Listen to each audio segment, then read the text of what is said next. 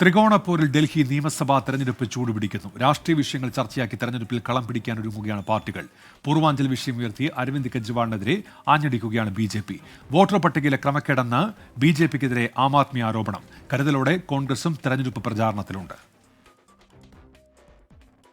ആം ആദ്മിക്കെതിരെ മുഖ്യമന്ത്രിയുടെ ഔദ്യോഗിക വസതി മോടി പിടിപ്പിക്കൽ എന്നതിൽ നിന്ന് പൂർവാഞ്ചലിലെ ജനതയെ കെജ്രിവാൾ അപമാനിച്ചു എന്ന വിഷയത്തിലാണ് ബി.ജെ.പി. പ്രചരണ രംഗത്ത് എത്തി നിൽക്കുന്നത്. പൂർവാഞ്ചൽ വിഷയം ഉയർത്തിക്കാട്ടി ബി.ജെ.പി. നേതാക്കൾ വീടുകൾ കയറിയിറങ്ങിയുള്ള പ്രചരണം ആരംഭിച്ചു.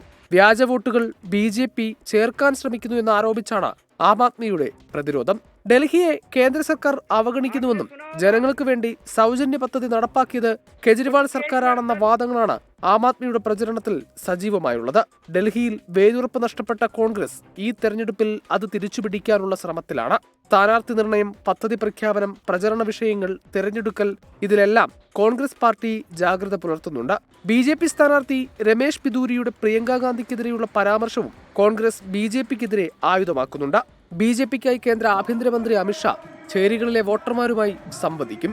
ബാക്കിയുള്ള സീറ്റുകളിലേക്കുള്ള സ്ഥാനാർത്ഥികളെയും ബി.ജെ.പി. ഇന്ന് പ്രഖ്യാപിച്ചേക്കും. 24 ഡൽഹി.